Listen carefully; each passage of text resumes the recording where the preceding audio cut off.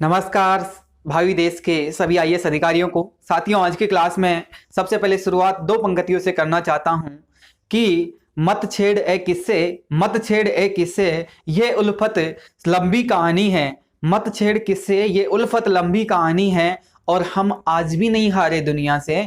बस अब UPSC clear करने की ठानी है, बस अब यूपीएससी क्लियर करने की ठानी है। प्रिय विद्यार्थियों, आज की क्लास में मैं आपको कुछ ऐसी चीजें बताकर जाऊंगा और ये क्लास आप लास्ट तक जरूर देखना। मुझे पता है आप में से जब मैं क्लास की शुरुआत करूंगा बहुत सारे विद्यार्थी कहेंगे ये चीजें हमें सबसे पहले ही मालूम है, लेकिन यही चीजें आपको मालूम नहीं है जिन चीजों का आपको मालूम होना चाहिए। और बहुत सी बारीकियां ही एक यूपीएससी स्टूडेंट के लिए, बहुत बारीकियां जो होती है उन्हीं की बहुत आवश्यकता होती है। और आज की क्लास में हम यूपीएससी के सिलेबस के बारे में डिस्कस करेंगे। सामान्य आप सब जानते हैं, लेकिन मैं सामान्य नहीं बताऊंगा, कुछ अंदर की चीजें बताऊंगा और जो कि अक्सर विद्यार्थियों को बताया नहीं जाता, ठीक है, लेकिन उनको मैं बताने की कोशिश करूंगा। और मेरा प्रयत्न रहेगा कि मैं आपको बहुत सरलता के माध्यम से यूपीएससी का पूरा एग्जाम, सिलेबस और पैटर्न और नंबर, कितना समय होता है, कितनी योग्यता होनी चाहिए, सब चीजों के बारे में बहुत गहराई से डिस्कस कर लूंगा।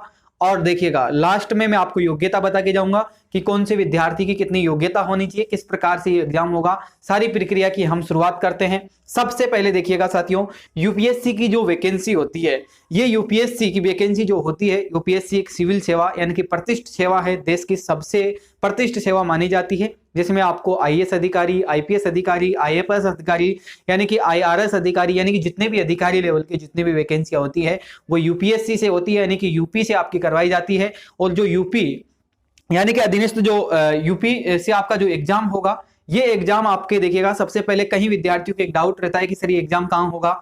देखिएगा जैसे ही एग्जाम 2021 या 22 का नोटिफिकेशन आएगा मैं आपके साथ में साझा कर दूंगा। आप बने रहिएगा मेरे साथ में, मैं आपके साथ में साझा करूंगा ये चीजें, ठीक है। कब आपको फॉर्म भरना है, कौन से सब्जेक्ट में आपको चूज करना है, कौन सी चीजें आपको ऐड करनी है, ठीक है, आप में क्या हॉबी क्रिएट करनी है, अभी आप में क्या है, आप में क्या कमी है, इन सब चीजों की हम बहुत गहराई से और बहुत अंतर तक मैं आपको इन चीजों पर लेकर चलूंगा और सबका बहुत विस्तार से आज हम चर्चा करेंगे आज की क्लास में।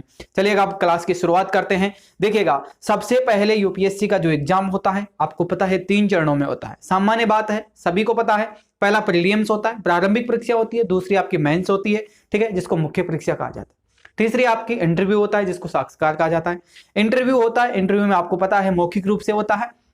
जो मेन परीक्षा होती है वो आपकी लिखित रूप से होती है, जिसमें आपको लिखना होता है। प्रारंभिक परीक्षा आपको पता है ऑप्शनल होता है, यानी कि ऑप्शनल होते हैं जिनमें से आपको टिक लगाना होता है, ओमार सीट भरनी पड़ती है, ठीक है, ये एग्जाम होता है। ये सब चीजों के बारे में आप सब जानते हैं, है ना। लेकिन इसके बावजूद भी मैं आपको बहुत सारी चीजें आज ऐसी बता के जाऊंगा। समय क्या होता है, अवधि क्या होती है, एग्जाम पैटर्न क्या होता है, सब्जेक्ट क्या होते हैं, कहां से किस प्रकार के सवाल बनते हैं, सब चीजों की हम बात करेंगे, ठीक है। चलेगा अब हम शुरुआत करते हैं। सबसे पहले मैं आपको प्रारंभिक परीक्षा की बात करूंगा। प्रारंभिक परीक्षा यानी कि प्रीलिम्स एग्जाम की बात करेंगे आज। प्रारंभिक परीक्षा की सबसे पहले मैं आपको बात करूंगा। देखिएगा प्रारंभिक परीक्षा, ठीक है, प्रारंभिक परीक्षा की अगर हम बात करें तो देखिएगा इसके 2 एग्जाम होते हैं। प्रारंभिक परीक्षा के 2 पेपर होते हैं। प्रश्न पत्र पहला, 2 पेपर होंगे, प्रश्न पत्र पहला और प्रश्न पत्र द्वितीय, ठीक है, यानी कि 2 पेपर होंगे। लेकिन ये दोनों पेपर के नंबर आपको यानी कि किस में नहीं जोड़ा जाएगा, जो आपकी मेन मार्कशीट होगी जिसमें आपकी रैंक निर्धारित होगी उसमें इसका नंबर नहीं जोड़ा जाएगा, ये आप सभी जानते हैं। लेकिन कुछ चीजें मैं आपको यहां से बताना चाहता हूं। देखिएगा इस पेपर की अगर समय की बात करें तो ये समय आपका यहाँ पर 2 घंटे का आपको समय दिया जाएगा। इसका भी 2 घंटे का समय होता है।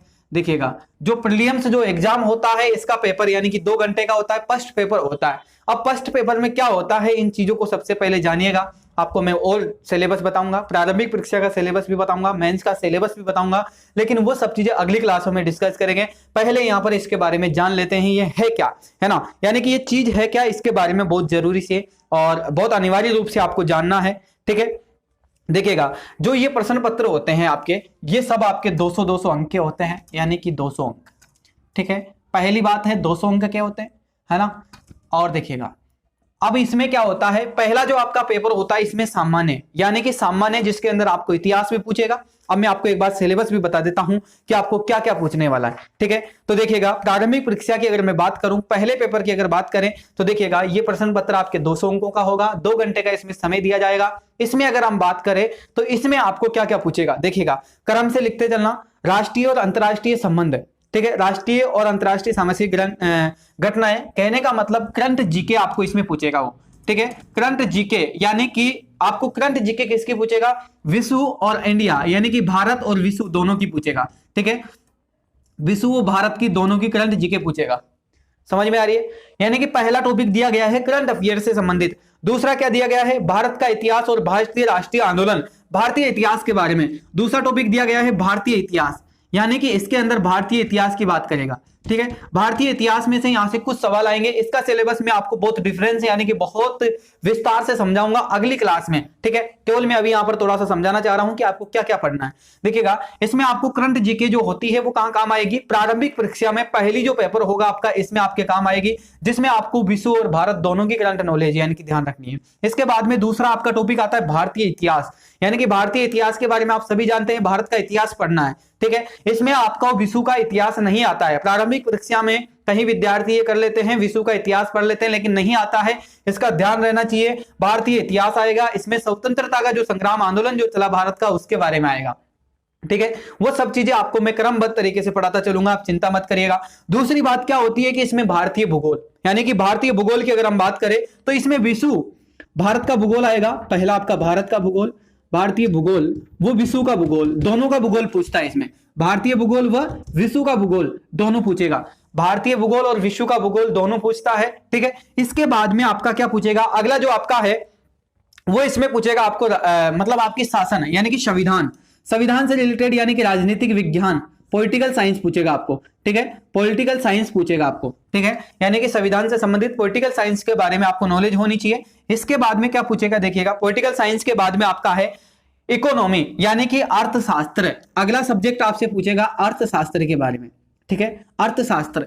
अगला प्रश्न आपसे पूछेगा जिसमें आपको देखिएगा, पहला आपका हो गया भारतीय इतिहास, दूसरा आपका विश्व भूगोल यानी कि भूगोल हो गया, पॉलिटिकल साइंस हो गई, इकोनॉमी हो गई। इसके बाद में आपसे पूछेगा एनवायरमेंट यानी कि पर्यावरण, एनवायरमेंट से संबंधित प्रश्न पूछेगा, पर्यावरण यानी कि पर्यावरण से संबंधित, ठीक है, पर्यावरण से संबंधित कहने का मतलब एनवायरमेंट से पूछेगा। इसके बाद में लास्ट टॉपिक आपका सामान्य साइंस से पूछेगा, यानी कि आपको विज्ञान भी पढ़नी है, सामान्य विज्ञान जो है वो भी आपको पढ़नी है।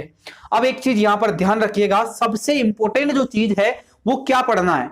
सबसे एक अहम बात होती है इसमें, सबसे ज्यादा सवाल कहां से आते हैं। सबसे पहले विद्यार्थी को एक चीज समझ में आ जानी चाहिए, और मैं आपको एक चीज समझाना चाह रहा हूं कि आपका जो प्रीलिम्स का जो पेपर होता है वे आप लोगों को पास करने के लिए नहीं होता है, ये पेपर आपको फेल करने के लिए होता है। क्योंकि आपको पता है कि इस एग्जाम में 10 लाख फॉर्म भरे जाते हैं, यानी कि 10 लाख से लेकर 12 लाख के से भी अधिक फॉर्म भरे जाते हैं कभी कभी। तो इसमें से क्या होता है कि इसमें से 100% होता है कि 8 लाख से भी ज्यादा, यानी कि 8 लाख विद्यार्थी आप मान के चलिएगा, 8 लाख विद्यार्थी इस एग्जाम में बैठते हैं। और आपको एक जानकारी के लिए मैं आपको एक चीज बता दूं, आपके दिमाग में यह चल रहा होगा कि 1100 से लेकर 1000 से लेकर 1100 सीटें होती है, लेकिन ऐसा नहीं है मेरे साथियों, 1100 से लेकर 1000 सीटें नहीं है। अब आपको यूपीएससी 2013 में आपको जो संशोधन हुआ है उसके तहत में आपके पदों में कमी कर दी गई है। आपको केवल 800 से लेकर 850 पद या फिर मुश्किल से आपको 800 ही पद उसमें मिलेंगे, ठीक है, इससे ज्यादा पद नहीं होते। यहां पर आप 900 मान सकते हैं, 900 से ज्यादा पद नहीं होते हैं। इतने से पदों के लिए ही एग्जाम होता है जिसमें आपको 8 लाख विद्यार्थी बैठते हैं, और 8 लाख विद्यार्थियों की भीड़ को निकालने के लिए ही एग्जाम लिया जाता है। ये एग्जाम पास करने के लिए नहीं होता है, ये एग्जाम रियली में फेल करने के लिए होता है विद्यार्थियों। यहां से ये जो 8 लाख जो फॉर्म भरे गए हैं, 8 लाख जो विद्यार्थी बैठेंगे, इनको बाहर निकालने की एक प्रक्रिया होती है और गवर्नमेंट इसमें आसानी से बाहर निकाल देती है। इनमें से केवल उनको पता है कि यहां पर केवल 20,000 विद्यार्थी रखने मात्र मुझे, इनमें से केवल सफल आपके 20 या 30,000 विद्यार्थी होते हैं, इससे ज्यादा विद्यार्थी सफल नहीं होते हैं, यानी कि पास नहीं कर पाते हैं। अगर आप सबसे पहले अगर प्रीलिम्स में अगर आपका नंबर आ गया तो आप समझ लीजिए आप मेंस के लिए तैयार है, और मेंस में। अब इसको सबसे अच्छा फंडा क्या है कि इस एग्जाम को पास कैसे करें, सबसे अच्छा फंडा ये है। देखिएगा यहां पर एक चीज दी गई है, अगर इस सिलेबस में अगर आपने नोटिस की है तो ये चीज दी गई है, लेकिन आपने ये चीज अभी तक देखी नहीं होगी। इसमें दो चीजें आपको विशेष ध्यान रखना है। सबसे पहला उसने टॉपिक दिया है कि विश्व और भारत, विश्व और भारत की करंट नॉलेज वो पूछ रहा है, यानी कि जीके से संबंधित करंट नॉलेज पूछ रहा है, यानी कि सामयिक घटना पूछ रहा है, वर्तमान समय के संदर्भ में पूछ रहा है। तो एक चीज याद रखिएगा, यहां पर भारतीय इतिहास, भारतीय इतिहास को छोड़ दीजिएगा, इसके बाद में भारतीय भूगोल यानी कि विश्व भूगोल, इस पर आ जाइएगा। यानी कि उसने स्पष्ट दिया है भारत का भूगोल और विश्व के भूगोल से वो सवाल पूछेगा, तो वो यहां से सवाल अधिक कहां से पूछेगा, इस चीज का आपको पता होना चाहिए। देखिएगा अधिक जो सवाल पूछेगा वो आपके करंट अफेयर से पूछेगा, यहां से जो सवाल बनने थे वो आपके करंट अफेयर से अधिक पूछेगा वो। उसके बाद में आपका संविधान रहा, संविधान से फिर भी करंट अफेयर्स कम पूछता है, हमेशा संविधान से कम पूछता है, लेकिन अगर कोई मुद्दा चल रहा है तो वहां से फिर भी सवाल बन सकता है, इसका ध्यान रखें। लेकिन इकोनॉमी से, इकोनॉमी और ज्योग्राफी एक ऐसा सब्जेक्ट है जिससे वो सर्वाधिक सवाल उठाएगा, किसके लिए, प्रीलिम्स के लिए, क्योंकि इकोनॉमी एक ऐसा सब्जेक्ट है ये आपके समझ में बहुत कम आता है, लेकिन इसको मैं इतने अच्छे तरीके से पढ़ाता हूं, इतने अच्छे तरीके से पढ़ाऊंगा आपको कि आपको आसानी से, इतना आसान सब्जेक्ट लगेगा इकोनॉमी, आप कहेंगे कि सर हमें तो मेंस में इकोनॉमी ही सब्जेक्ट लेना है ऑप्शनल। ठीक है, चलिएगा। इसके बाद में पर्यावरण, इन्वायरमेंट से संबंधित, इन्वायरमेंट से संबंधित आपके जो योजनाएं हैं, जो पहले का, अब इन्वायरमेंट में आपको मैं बता दूं थोड़ी सी जानकारी के लिए कि देखिएगा 2010 से लेकर 2020, यानी कि अगर आप 21 में एग्जाम दे रहे हैं तो 2021 तक का जो भी आपको पर्यावरण परिस्थिति में जो भी पढ़ने को मिला है उसको थोड़ा ध्यान से पढ़ लीजिएगा, थोड़ा ध्यान से पढ़ लीजिएगा, इसी पर आधारित है सब चीजें। इसके बाद में आपका सामान्य विज्ञान, यानी कि सामान्य विज्ञान की बात करें तो इसमें आपको सब पढ़ना है, और सामान्य विज्ञान को आप ऐसे मत मानिएगा कि ये बहुत छोटा सा सब्जेक्ट है, ये बहुत बड़ा सब्जेक्ट है, बहुत बड़ा सब्जेक्ट है, इसका बहुत विस्तार है। जैसे आपको संविधान पढ़ेंगे उतना ही आपको साइंस पढ़नी पड़ेगी, समझ में आ रही है? एक बात यहां पर क्लियर हो जानी चाहिए, और एक चीज मैं यहां पर आपको समझाना चाह रहा हूं, समझ लीजिएगा। यहां पर क्या होता है कि भारतीय इतिहास आपको आगे मेंस में काम आएगा। भारतीय इतिहास को अगर आप यहां पर प्री में ढंग से पढ़ लेते हैं तो आपको मेंस में काम आएगा, और मेंस की अगर आप तैयारी करेंगे तो आपके प्री में जो भारतीय इतिहास से या फिर भारतीय हिस्ट्री से या फिर हिस्ट्री से कहीं से भी अगर सवाल आ रहा है तो आपका गलत नहीं होगा, यकीनन मानिएगा। मैं एक बात कहता हूं, जो भी विद्यार्थी सबसे पहले प्री एग्जाम की तैयारी करने की अगर सोच कर आया है वो विद्यार्थी से मैं आग्रह करता हूं, प्लीज हाथ जोड़ के निवेदन करता हूं, प्री एग्जाम की कोई तैयारी नहीं होती। कोचिंग संस्थान वाले केवल आपसे पैसे वसूल कर रहे हैं और कुछ नहीं कर रहे। इन लोगों का धर्म भ्रष्ट हो चुका है, ये लोग समझ नहीं पा रहे इस चीज को, लेकिन इसका नतीजा बहुत बुरा होगा इनके साथ में। कभी भी प्री एग्जाम की तैयारी विद्यार्थी को नहीं करानी चाहिए, और मैं तो यही सलाह देता हूं, मेरे पास प्री एग्जाम की तैयारी करने वाले विद्यार्थी आज ही जा सकते हैं, आपसे हाथ जोड़कर कहता हूं, ठीक है। प्री एग्जाम की कोई तैयारी नहीं करवाऊंगा, मैं मेंस की तैयारी करवाऊंगा, और मेंस से ही मैं आपको बताऊंगा प्री कब क्वालिफाई हो गया आपको पता भी नहीं चलेगा। इस चीज को समझिएगा, भारतीय इतिहास से अच्छे सवाल आएंगे तो इसमें मेंस में हम विस्तार से पढ़ेंगे इसको, ठीक है। इसके बाद में क्या होता है, भारतीय भूगोल और विश्व का भूगोल हमें पढ़ना है, मेंस में भी आएगा, ये मेंस में भी आएगा। अभी आगे मैं चर्चा करूंगा, आपको बताऊंगा कौन से पेपर में कौन सा सब्जेक्ट आने वाला है, ये सब चीजें आपको मैं आगे बताऊंगा, है ना। अभी प्रीलिम्स की बात चल रही है, मेंस की जब बात चलेगी तो मैं उन चीजों को समझाऊंगा। तो भारतीय भूगोल और विश्व, यानी कि ये जो आपका टॉपिक है ये आपके आगे भी आएगा, यानी कि मेंस में आएगा, तो इसको हम मेंस में अच्छे से क्लियर करेंगे, ठीक है। यानी कि प्री की दृष्टि से क्यों पढ़ेंगे छोटी छोटी चीजें, और शॉर्ट चीज क्यों पढ़ेंगे, हम तो विस्तार से पढ़ेंगे इसको। इसके बाद में पॉलिटिकल साइंस आपकी आने वाली है, पॉलिटिकल साइंस 100% आएगी आपको आगे, ठीक है। इसके बाद में इकोनॉमी सब्जेक्ट भी आपका आगे जाकर आएगा। इसके बाद में इन्वायरमेंट भी आपका आगे जाकर आएगा। केवल एक ऐसा सब्जेक्ट है साइंस जो आपके आगे जाके नहीं आएगा, लेकिन साइंस से भी कभी कभी क्या होता है, निबंधात्मक पूछ लिया जाता है ना। लेकिन साइंस एक सब्जेक्ट है, इसको आपको सामान्य पढ़ना है, इसमें आपके तत्वों के बारे में पढ़ना है, आपके आसपास की जो भी चीजें हैं उनके बारे में पढ़ना होता है, अपना मानव शरीर के बारे में पढ़ना होता है, यानी कि सब चीजों के बारे में मैं आपको बता दूंगा, कोई दिक्कत वाली चीज नहीं है, मैं आपको आसानी से पढ़ाऊंगा, सब चीजें पढ़ाऊंगा, सब चीजें क्लियर करते चलेंगे एक साथ, आप चिंता मत करना इस चीज की, ठीक है। चलिएगा, ये चीज आपकी क्लियर हो गई, यानी कि यहां पर देखिएगा सबसे अच्छा फंडा यही है इस एग्जाम को क्वालिफाई करने का कि करंट अफेयर्स अगर उसने दिया है तो आपको समझना है कि करंट अफेयर्स में वो हमसे क्या मांगना है, यानी कि करंट अफेयर्स में उसको चाहिएगा क्या, करंट अफेयर्स में अगर उसको जो चीज चाहिएगा वो हमको देनी है, ठीक है, समझ में आया। करंट अफेयर्स में उसने जो भी चीज मांगी है वो हम देंगे उसको, बिल्कुल आप चिंता ना करें, ठीक है। चलिएगा, अब हम सेकंड पेपर की बात करते हैं। फर्स्ट पेपर का आपको सिलेबस समझ में आ जाना चाहिए, और भी जो भी चीजें इनकी विस्तार से जो सिलेबस है वो मैं आपको दूंगा, और मैं आपको विस्तार से जो सिलेबस है वो मैं इसी बोर्ड पर आपको पढ़ाऊंगा एक बार, ठीक है। क्योंकि सिलेबस पढ़ाना बहुत जरूरी है। क्लासें तो बहुत लंबी होगी और बहुत लंबे समय तक चलेगी, 2 साल तक क्लासें चलेगी, लेकिन सिलेबस अगर समझ में नहीं आया तो कोई मतलब नहीं है 2 साल पढ़ाने का, ठीक है। 2 दिन अगर ज्यादा लग जाए उसकी कोई दिक्कत नहीं है, वो 2 दिन मैं भरपाई कर लूंगा कैसे भी, लेकिन सिलेबस समझना बहुत जरूरी है सबसे पहले, ठीक है। चलिएगा, इसके बाद में प्रश्न पत्र सेकंड आपका आता है, ठीक है। सेकंड जो प्रश्न पत्र आता है इसमें क्या होता है, ये भी आपके 2 घंटे का होता है, और इसमें कितने अंक होते हैं, 200 अंक का ही ये पेपर होता है आपका। अब यहां पर एक छूट दी गई है, लेकिन यहां पर आपको क्या होता है, यहां पर आपको पास करना होता है, ठीक है। अब यहां पर आपको एक चीज समझ में आनी चाहिए कि कुछ लोग आपको, जैसे आप सभी को पता होना चाहिए कि इसमें कितना % अंक लाना जरूरी होता है, 33% अंक ऐसा कुछ लाना जरूरी होता है ना, ठीक है। मान लीजिएगा 33% अंक लाना है, लेकिन मैं एक बात मानता हूं कि 33% अपन को मान के नहीं चलना है, अपन को पूरा पेपर क्वालिफाई करना है। कहने का मतलब अपन को अच्छे से पेपर आना चाहिए। इसमें मैं आपको सब चीजें पढ़ाऊंगा, आप चिंता मत करिए। देखिएगा इसमें क्या क्या आएगा, देखिएगा पहला टॉपिक आता है इसमें बोधगामिनता, बोधगामिनता आएगा, ठीक है। और दूसरा टॉपिक आपका बता रखा है संचार कौशल, अंतर्व्यक्ति कौशल, यानी कि संचार के साधन, यानी कि संचार कौशल, ठीक है। संचार कौशल आएगा, आप लिखते चलिएगा। देखिएगा मैं एक बार आपको समझा देता हूं। पहले आपको बोधगामिनता, बोधगामिनता का मतलब क्या होता है, आपकी बौद्धिक विकास यानी कि क्रियावंती, यानी कि मानव मस्तिष्क, यानी कि मानव की जो सोच होती है वो कहां तक चलती है, ठीक है। बोधगामिनता आपकी सोच को परखने के लिए, कुछ क्वेश्चन आपकी सोच को परखने के लिए और आपके लिए होते हैं, उनका आंसर देना होता है शॉर्टली, बहुत इजी होते हैं, इस चीज की आप चिंता मत करना, बहुत इजी होते हैं।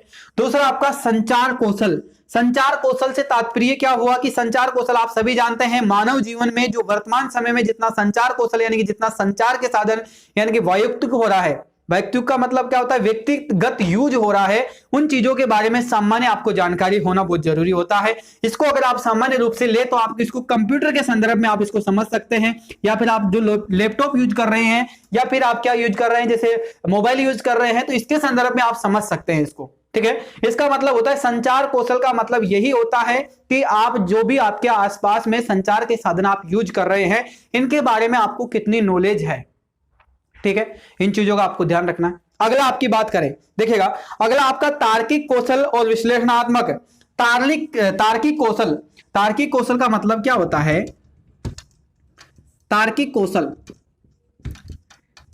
ये बहुत अच्छा सब्जेक्ट है। तार्किक कौशल की अगर हम बात करें तो तार्किक कौशल में एक विश्लेषणात्मक क्षमता होती है, कहने का मतलब आपको रीजनिंग और मैथ जो होती है वो कंबाइंड में आपको यहां पर पढ़नी है। देखिएगा मैं तो एक बात कहता हूं कि 10वीं लेवल यानी कि कक्षा 10 की जो लेवल होती है, कक्षा 10th तक की जो आपकी बुक्स होती है, जिसमें से आपको देखिएगा वहां से कक्षा 10th तक का जो सिलेबस है उससे आपको बहुत कुछ कंप्लीट होता है, यानी कि बेस कंप्लीट होता है। इसमें तार्किक कौशलता और इसका विश्लेषणात्मक प्रकाशन यानी कि विश्लेषणात्मक आगे जाकर इसका विश्लेषण करना, कहने का मतलब मैथ और रीजनिंग यहां से आएगी, ठीक है। मैथ और रीजनिंग यहां से आएगी। इसमें आपको तार्किक कौशलता का मतलब होता है कि आपको रीजनिंग में से जैसे आपको दे दिया जाएगा कि एक जिस प्रकार से क्वेश्चन आते हैं, है ना, बहुत सारे क्वेश्चन आते हैं कि इनके औसतक तापमान कितना होगा, यानी कि इसका औसत माप कितना होगा, इसकी ऊंचाई कितनी होगी, है ना। जो 10वीं तक आपने मैथ पढ़ी है वही चीजें यहाँ पर आने वाली हैं और उसको भी आपको पढ़ाया जाएगा, आप चिंता ना करें, उसको भी आपको यहाँ पर पढ़ाया जाएगा, ठीक है।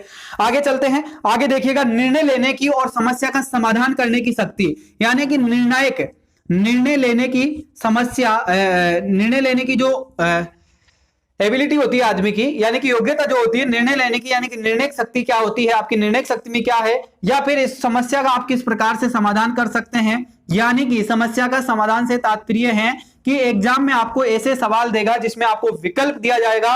पहला विकल्प ऐसा लगेगा, देखिएगा जिस प्रकार से आपको सवाल आते हैं, कभी कभी आपने बहुत सरल सवाल एक सरल सवाल मैं आपके सामने ला रहा हूं।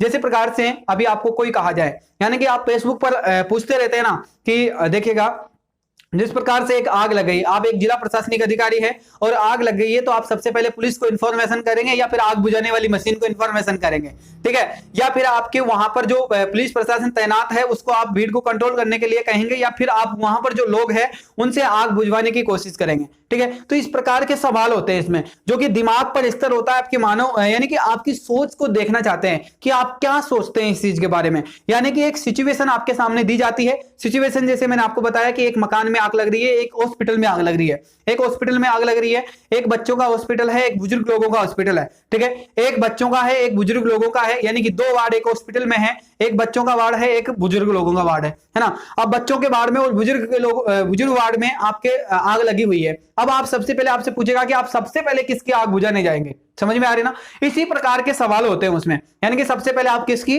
आग बुझाने की कोशिश करेंगे। उसमें आपको नीचे दिया जाएगा, सबसे पहले आप बच्चे वाले रूम को बचाने की कोशिश करेंगे, सबसे पहले आपको वृद्ध आदमियों को बचाने की कोशिश करेंगे, सबसे पहले आप नर्स स्टाफ को बचाने की कोशिश करेंगे, या फिर उपरोक्त में से आप इनमें से सभी को एक साथ बचाने की कोशिश करेंगे। अब इनमें से जो आपको उचित आंसर लगेगा उसी को आपको देना है। अब उसमें से क्या होता है, उसमें इस प्रकार का नहीं होता है, उस प्रकार के उसमें नंबर होते हैं, जिस प्रकार का आप आंसर देंगे उसी प्रकार का उसमें नंबर होता है। ऐसा नहीं होता है कि आप एक प्रश्न जिस प्रकार से अगर आप उसमें ए भर देंगे या फिर बी भर देंगे या फिर सी भर देंगे या डी भर देंगे, यानी कि इसके बाद में क्या होता है, अन्य जो एग्जाम होते हैं इनमें तो क्या ये दिया जाता है, लेकिन उसमें ऐसा नहीं होता। उसमें यहां पर ऐसे दिया जाएगा, फिर आपको नीचे दिया जाएगा कूट वाचन, वो दे देगा नीचे, जिसमें आपको बताएगा, जैसे मैंने बताया कि पहले आप वर्द को बचाएंगे या फिर आप नर्स स्टाफ को बचाएंगे। तो आप देखिएगा जैसे उसने पहले दे दिया ए डी और बी और सी, ठीक है, इस प्रकार से दे देगा। इसके बाद में फिर दे देगा वो आपको बी सी डी ए, है ना। तो इस प्रकार से क्रमांक देता है और इसमें से आपको भरना होता है। अब सबसे बड़ी दिक्कत यहां पर हो जाती है कि आप इतने बड़े सवाल को पढ़ने में ही कंफ्यूज हो जाते हैं, समझ में आई। सबसे पहले आप उसको पढ़ने में ही कंफ्यूज हो जाते हैं, और जो पहली चीज आपने पढ़ी है वही चीज आपके माइंड में बैठ जाती है और आप उसी को टिक लगा देते हैं। देखिएगा यहां पर अगर आप टिक लगा देंगे तो आपका दिमाग वहीं पर आपका चेक कर लिया जाता है कि आप में कितनी दिमाग है, ठीक है। यानी कि सवाल ही इतना बड़ा होता है, उसके बाद में उसके 4 ऑप्शन दिए जाते हैं, उसके बाद में फिर उसके 4 ऑप्शन दिए जाते हैं कि व्यक्तिगत दिमाग ही समझ में नहीं आता कि क्या होने वाला है। और ऐसे ही सवाल आपके टेस्ट में होने वाले हैं, आप चिंता ना करें, ऐसे ही सवाल आपके टेस्ट में होने वाले हैं। 2 वर्ष तक कंटिन्यू चलेगा ऐसा टेस्ट, जिसमें आपको ये सब चीजें आपको इतनी आसानी से समझ में आ जाएगी और अपन को इतना आसान लगेगा कि बिल्कुल मैं ऐसे सवाल बिल्कुल बहुत जल्दी कर सकता हूं, बहुत शीघ्रता के साथ में कर सकता हूं, ठीक है। चलेगा, आगे चलते हैं। यानी कि निर्णय लेने की और समस्या का समाधान करने की शक्ति आप में होनी चाहिए, इसकी एबिलिटी की चेक कर लेंगे वो यहीं पर प्रीलिम्स में ही। इंटरव्यू तक जाना तो बहुत दूर की बात है, प्रीलिम्स में ही वो सब कुछ चेक कर लेंगे आपका कि आप में कितनी योग्यता है। उसी के बाद में अगर आपका एटीट्यूड की बात करें तो आपकी एटीट्यूड भी यही चेक कर लेते हैं कि आप एक आईएएस अधिकारी बनने लायक है या फिर आईपीएस अधिकारी बनने लायक है, या फिर आपका एटीट्यूड किस तरीके का है, ठीक है। अगर आप फिर भी ऐसा हो जाता है कभी कभी कि जो व्यक्ति आईएएस बनने के लायक नहीं होता है वो भी व्यक्ति सिलेक्ट हो जाता है ना, तो सिलेक्ट हो जाता है तो उस व्यक्ति को परिवर्तन किया जाता है। लाल बहादुर शाह एकेडमी में उनको परिवर्तन करने का काम किया जाता है। लाल बहादुर शाह एकेडमी में यही काम होता है, आपको 2 साल के लिए प्रशिक्षण जो करवाया जाता है, इसमें आपकी हॉबीज पर, आपके मानसिक एबिलिटी पर, आपके मानसिक चरित्र पर, इन सब चीजों पर आपका काम करवाया जाता है और सब चीजों पर काम किया जाता है, ठीक है। तो इस चीज की चिंता मत करिएगा। इसके बाद में आगे चलते हैं, देखिएगा आगे आपके जो सामान्य मानसिक योग्यता होती है, सामान्य मानसिक योग्यता का मतलब होता है कि आपको क्या क्या आता है, मानसिक योग्यता होनी चाहिए कि नहीं, कि आप में मानसिक योग्यता क्या क्या है। सामान्य मानसिक योग्यता से आप समझते हैं कि आप किस किस प्रकार की समस्याओं का समाधान कर सकते हैं, किस प्रकार की समस्या को कैसे हैंडल कर सकते हैं, किस प्रकार का आपका वार्तालाप वर्चांश है, सब चीजें आप यहां पर समझ जाएंगे, ठीक है। इसके बाद में अगला आपका आता है जिसमें आधारभूत संख्याएं। आधारभूत संख्याओं का मतलब है यहां पर आपको गणित पढ़नी है। आधारभूत संख्याएं, आधारभूत संख्याओं का मतलब है यहां पर आपको मैथ पढ़नी है पूरी, ठीक है। टोटलिंग मैथ पढ़नी होती है। अब मैथ में मैं आपको बता देता हूं, जिसमें आपको आंकड़े पढ़ना है, चार्ट पढ़नी है, तालिका पढ़नी है, और पर्याप्त 10वीं कक्षा की जो मैथ होती है सामान्य रूप से वो चीजें आपको पढ़ाऊंगा मैं बिल्कुल शांति से और बहुत शानदार तरीके से, बहुत अच्छे से मैं आपको ये सब चीजें क्लियर करवाऊंगा, आप चिंता मत करिएगा, ठीक है। और इसके बाद में ये हो गया आपके प्रीलिम्स की बात, ठीक है। अब ये जो प्रीलिम्स का जो सिलेबस है वो मैं आपको प्रोवाइड करवा दूंगा व्हाट्सएप, अगर आपने बैच ज्वाइन कर रखा है तो आपको वहां पर ये सब चीजें मिल जाएगी, ठीक है। चलिएगा, धन्यवाद। और अगली क्लास में फिर हम मेंस के बारे में डिस्कस करते हैं। ये आपका प्रारंभिक परीक्षा का सिलेबस हो गया, अब मेंस के बारे में हम फिर दोबारा चर्चा करेंगे अगली क्लास में, ठीक है। तो चलिएगा, तब तक के लिए जय हिंद, जय भारत।